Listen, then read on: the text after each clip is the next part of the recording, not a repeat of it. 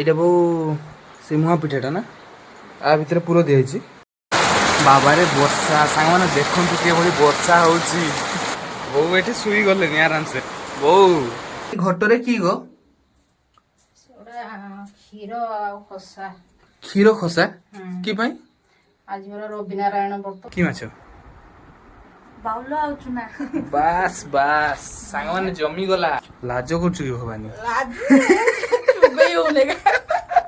ନିଅ ମାଛ ଧୋଇ ଆଣିଛି ବଢ଼ିଆ ସେ ଧୋଇ ଦେଇଛି ପୁରାପୁରି। ତ ହାଇ ସାଙ୍ଗମାନେ ଗୁଡ୍ ମର୍ଣ୍ଣିଂ ଜୟ ଜଗନ୍ନାଥ। ଆପଣମାନେ କିପରି ଅଛନ୍ତି? ଆଶା କରୁଛି ଆପଣମାନେ ବହୁତ ହି ଭଲରେ ଥିବେ ଏବଂ ମୁଁ ମଧ୍ୟ ବହୁତ ହି ଭଲରେ ଅଛି।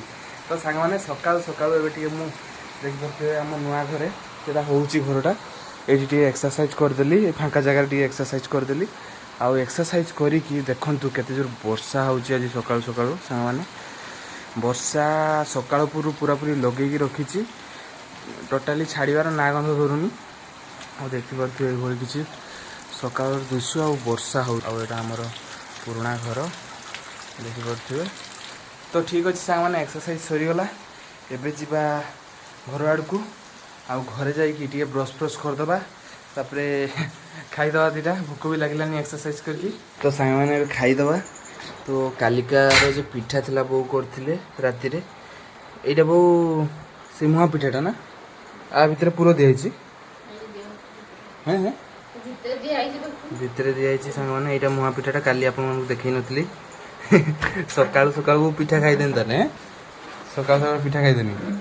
ଆଉ ବୋଉ ଏଠି ଦେଖନ୍ତୁ ପ୍ରସ୍ତୁତ କରୁଛନ୍ତି ରିକି ଖାଇବ ବୋଲି ସବୁ ଆଇଟମ୍। ଆମର କି କି ମିଶେଇଛ ବୋଉ ଏଠି? ହଁ ଆଉ ଇଏ ଆମର ଝୁରି ଭଜା। ତ ଏହା ଗୋଟେ ଗୋଳେଇ ଦେବେ ରିକିକୁ, ସକାଳୁ ରିକି ଖାଇବ।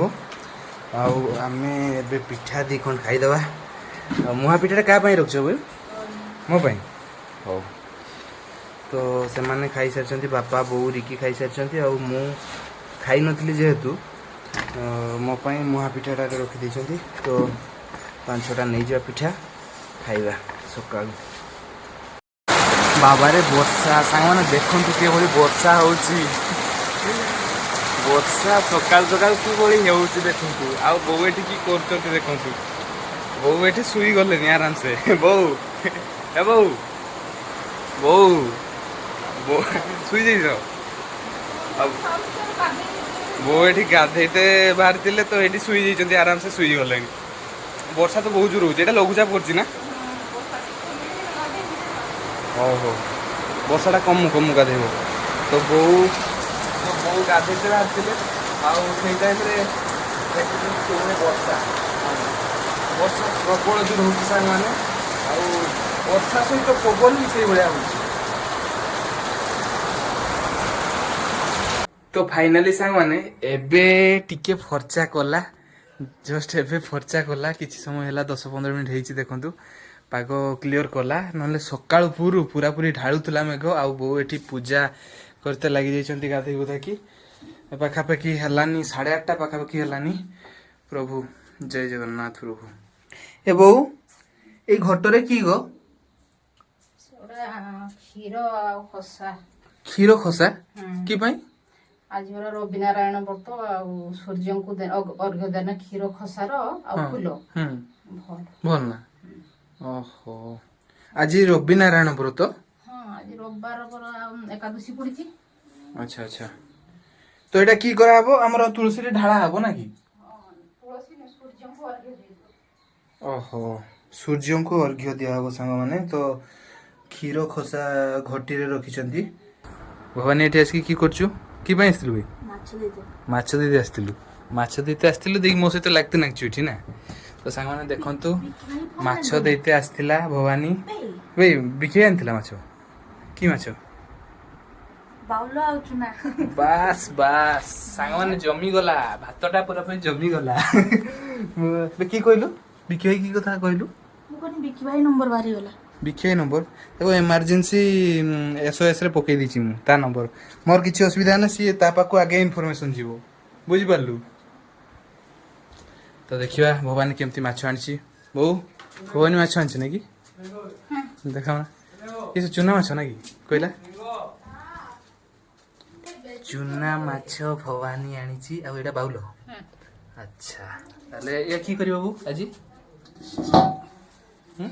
ତମର ଯାହା ଖାଇବ ମୁଁ କରିଦେବି। ଏଇ ମାଛ ଗୁଡାକୁ ଝୋଳ କରିଦବ ହେଲା। ଆଉ ସେ କି ଟିକେ ସୋରିଷ ଦେଇକି ଚୁନା ମାଛ। ହଁ ହଁ ହଁ ସେଇଦିନ ଯେମିତି କରିଥିଲ ଠିକ ଅଛି କରିଦବ ସେମିତି ହେଲା। ଖାଇସାରିଲଣି ନା? ଖାଇନ? ପୂଜା କେତେ ମୂଳରୁ କରିସାରିଲଣି ଖାଇନ ନା ବୋଉ? ହଉ ଖାଇଦିଅ ଆଗେ। ଆଉ ଦିଟା ଦିଅ ତାକୁ। ହଁ ନଉନୁ। ବୋଉ ଏବେ ଖାଉଛନ୍ତି ତାଳ ପିଠା ତାଳ ବଡ଼ା। ଆଉ ଭବାନୀ ବସିଛି ଏଠି ବଡ଼ା ଖାଉଛି। ଆଉ ଦିଟା ଦିଅ ବୋଉ ତାକୁ। ଆଉ ନାହିଁ ଆଉ ଗୋଟେ ନଉନୁ। ଲାଜ କରୁଛୁ କି ଭବାନୀ? ଚୁବେଇ ହଉନି ନା ଲାଜ କରୁଛୁ କହ। ହଉ ଖାଇଦେ ଖାଇଦେ ଖାଇଦେ ଖାଇଦେ ଖାଇଦେ। ଆଉ ତରକାରୀ କେତେବେଳେ ରାନ୍ଧିବ ତାହେଲେ? ଖାଇସାର। ଭାତ ବସେଇନ ନା? ହଁ ବସେଇବ ଖାଇ ଖୁଆ ସାର। ଆଉ ମୁଢି ଖାଇବନି କି କେବଳ ପିଠା ଖାଇବ? କି ପାଇଁ? କି ପାଇଁ? ଓହୋ ଏକାଦଶୀ ପାଇଁ ନା? ରୁଟି ଆଉ ସେଟା ପୋଡା ହବନି କି? ସେଙ୍କିବନି କେବଳ ରୁଟିଟା ତାପରେ ଉଲଟ ପାଲଟ କରିଦବ। ଜିରା ଅଦା ଦେଇକି ନା ଠିକ ଅଛି। ଜିରା ଅଦା ଜାଣିଛୁ ନା ଆଜି ଏକାଦଶୀ ବୋଲି? ଜାଣିଛୁ କି ଏକାଦଶୀ କହନା?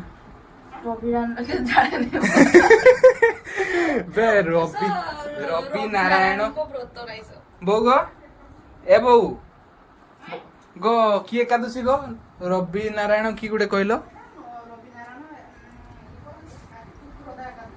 ହେଁ ହେଁ ପୁତ୍ରଦା ଏକାଦଶୀ। ପୁତ୍ରଦା ଏକାଦଶୀ ହଁ ଯିଏ ତାର ଉପାସ କରେ ସିଏ ରବି ନାରାୟଣ ବ୍ରତ ଆଜି କରିବ। କରନ୍ତି ଲୋକଠାରୁ ଉପାସ। ଆଚ୍ଛା ଆଚ୍ଛା ଆଜି ପୁତ୍ରଦା ଏକାଦଶୀ। ପୁତ୍ରଦା ଏକାଦଶୀ। ଜଗନ୍ନାଥଙ୍କ ପାଖରେ ମୋର ତ ଏଇଟା ନୂଆ ଶୁଣୁନି ଏକାଦଶୀ। ଜଗନ୍ନାଥଙ୍କ ପାଖରେ ତୁଳସୀ ଚଢେଇକି ଆଇନି। ହଁ ନା ଭଲ। କାଲି ରଖିଦିନି ଏକାଦଶୀରେ ତୁଳସୀ ପତ୍ର ଛିଡାନ୍ତିନି। ରଖିଥିନି କାଲି ବେଳକୁ ଜଟା ସହ ତୁଳସୀ 5ଟା। ଜଟା ସହ ତୁଳସୀ 5ଟା ନେଇକି ଜଗନ୍ନାଥଙ୍କ ପାଖରେ ଦେଇକି ଆଇନି ପରା। ଆଚ୍ଛା ତୁ ଯାଇଥିଲୁ ମନ୍ଦିର ଆଜି? ପାପିଟା ପୁରା ପୁରି ତୁ।